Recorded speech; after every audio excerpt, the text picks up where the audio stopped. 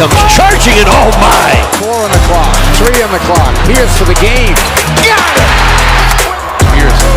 Basket. And he's going to get to the free throw line. Peirce.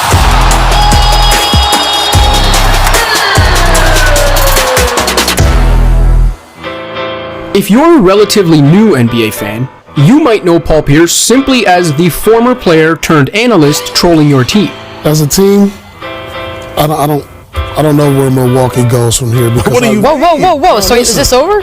No, listen, I think it's over. This series is over. Yeah, they One lost. game? You just sat there and said that they could win an NBA championship. Yeah, I did say that. Getting clowned by his colleagues. He's won 1 scoring title. You weren't able to win a scoring title. That's too bad. He has 3 rings. You have 1 ring. Ooh, 3 is bigger than 1. From this recent unintentional live stream? He's from Istanbul. From Turkeys. We've been to Turkeys before. Or maybe even as the veteran on his last legs bouncing around the league. But for students of the game, or those of you who've been around long enough to have witnessed Peirce's Hall of Fame career, you know the truth. Peirce, final seconds. Peirce puts it up for the win. Knocks it down. Celtics win.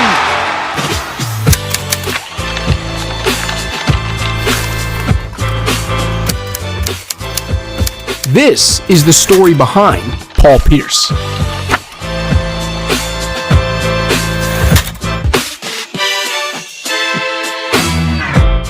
Born in Oakland to Lorraine Hosey and George Peirce, Paul didn't see much of his father growing up and was largely raised by Lorraine and 2 older athletically gifted half-brothers.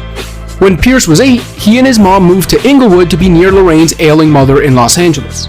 It was in LA, in the shadow of the Great Western Forum, that Peirce the Baller was molded. Peirce became active in the Police Activities League, which gave children from low-income families the chance to play organized sports.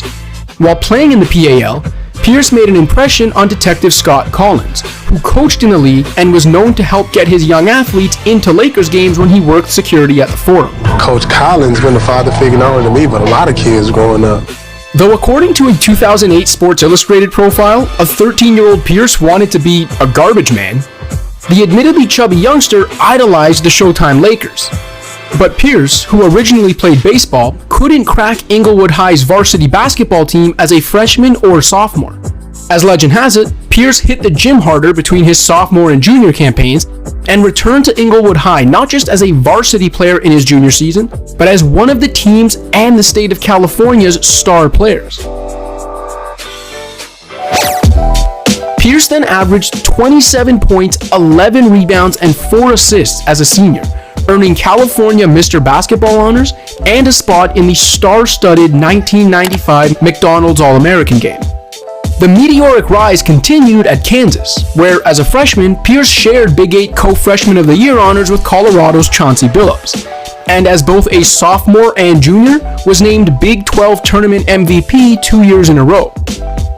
Peirce averaged 20 points on better than 51% shooting as a junior, and led Kansas to a combined 69-6 record over his second and third collegiate seasons. But Roy Williams' squad couldn't get over the hump, as the Jayhawks fell in the Elite 8, Sweet 16, and second round of the NCAA tournament in Peirce's 3 seasons there. Nevertheless, Peirce left college an obvious NBA talent, with some expecting him to hear his name called in the top 3 of the '98 draft. Instead, 1 slot behind Dirk Nowitzki and 5 selections behind Vince Carter, Peirce went number 10 to Boston, a team the young Lakers fan grew up despising. A lot of people said the Boston Celtics wanted to move up in the draft. They never thought a Paul Peirce would be available at 10. They're ecstatic in Boston. What were your thoughts as you dropped from 2 to 10? It was a little disappointment, but that's the way things go, and I just got to move on and use motivation. Peirce joined an Antoine Walker-led Celtics team with immediate playoff expectations. Though Peirce averaged more than 16 points, shot better than 41% from deep, and made an all-rookie team, Rick Pitino's Celtics finished a disappointing 19-31 in the lockout-shortened campaign.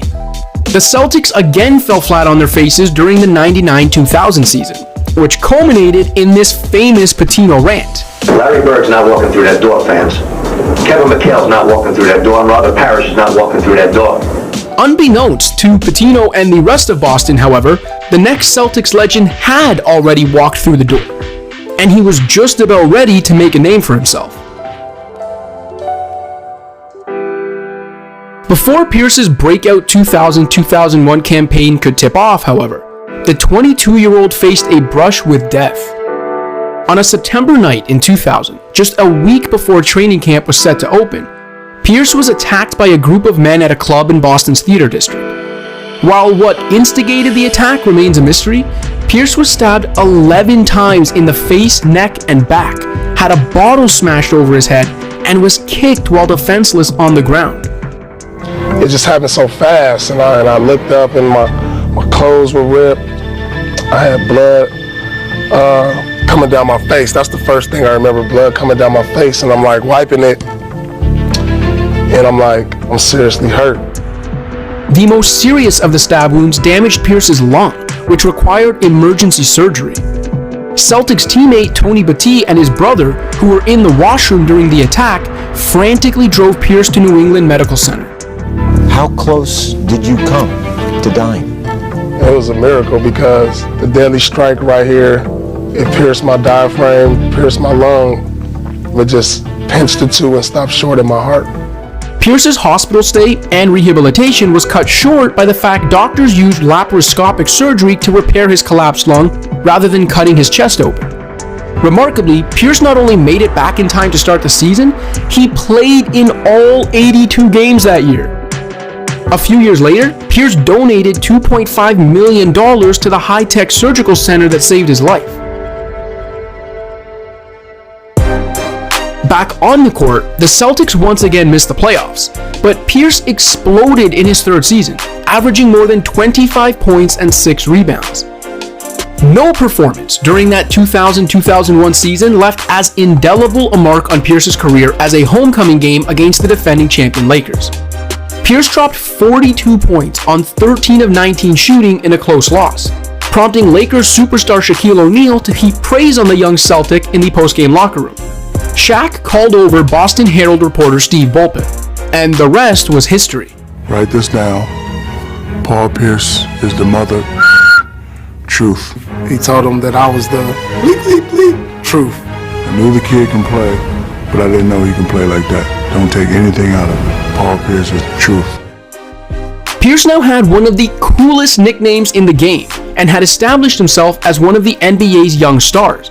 But entering year 4 as a pro, he'd yet to win more than 36 games in a season. That all changed in 2001-2002, when Peirce and Walker carried an underwhelming Celtics team to 49 wins and the Eastern Conference Finals, Boston's best performance in 14 years. Peirce, an All-Star and All-NBA third-team selection that season, penned his first true playoff masterpiece in Game 3 of the 2002 East Finals, scoring 19 fourth-quarter points to spark what was the greatest fourth-quarter comeback in postseason history, after the Celtics had dug a 26-point hole earlier in the contest. Celtics lead. One of the most amazing comebacks in NBA history. For the longest time, that served as the peak of Peirce's career. As though the Celtics remained a playoff team and the truth continued to knock down big shots, Boston was far from a true contender.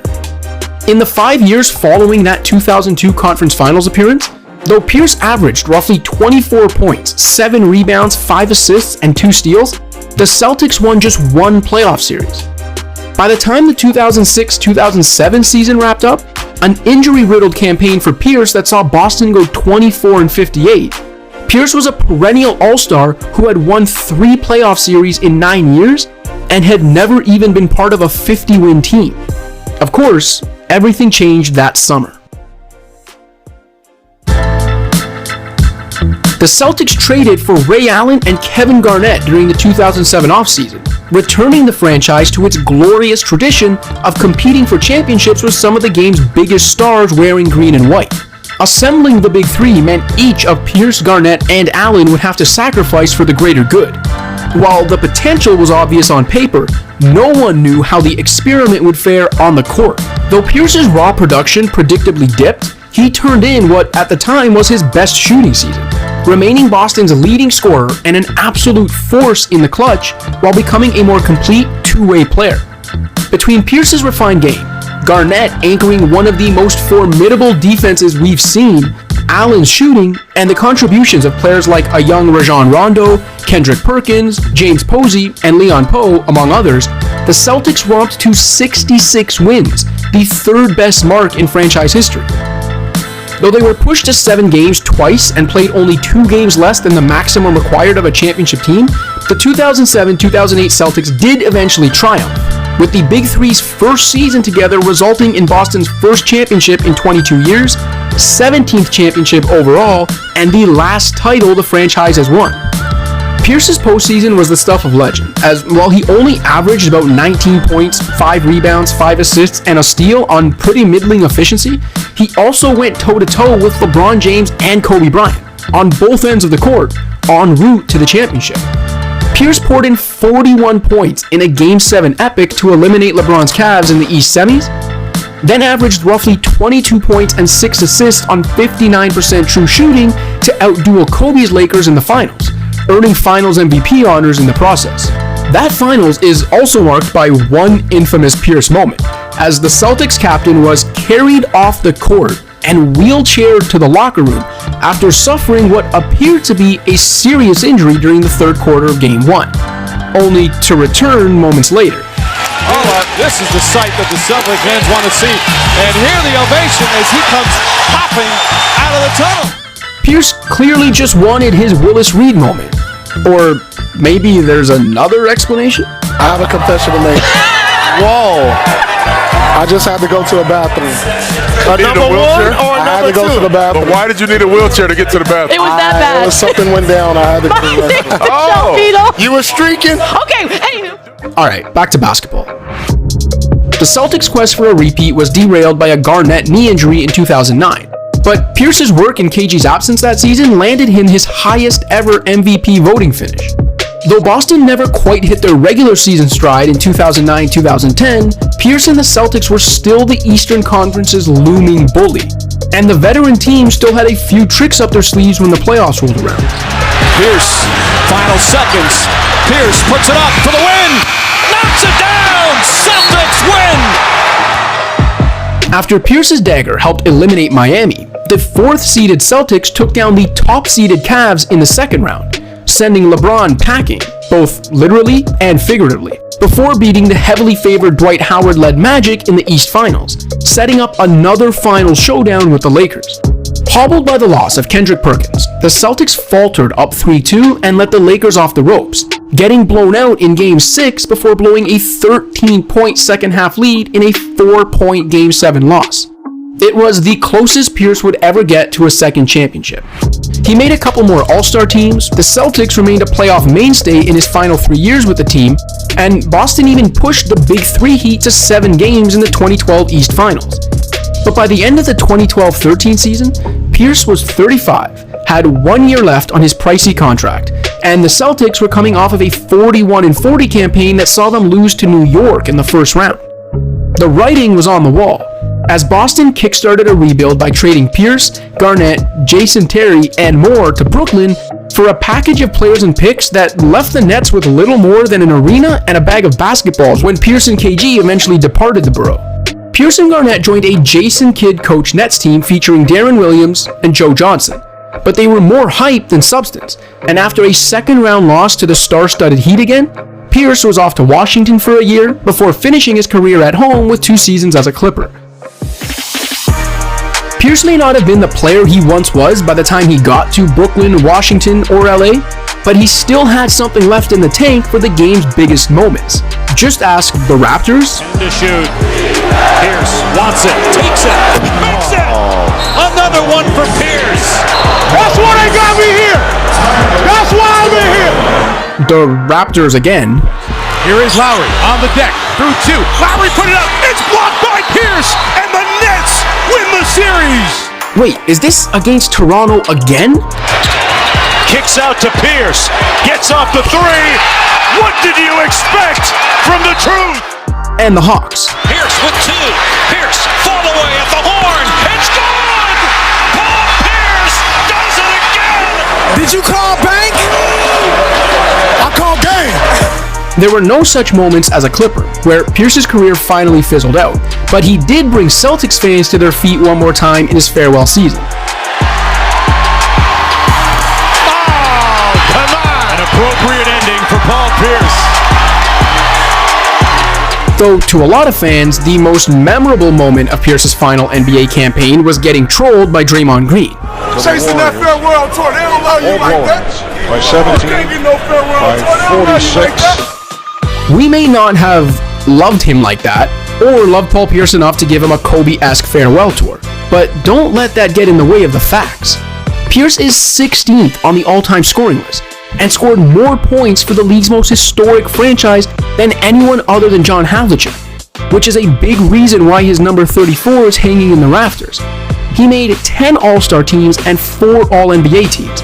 He won a championship and a Finals MVP award. He won 16 playoff series and ranks 21st all-time in postseason scoring. He's one of the greatest hoopers the basketball-mad city of Los Angeles has ever produced. And as countless fans around the association who came to loathe him are well aware, he hit a countless number of big shots, putting daggers in helpless teams from coast to coast, and talking a lot of trash while doing it. In clutch situations. Royster. It was money in the bank. Hate on him all you want. You know it's the truth.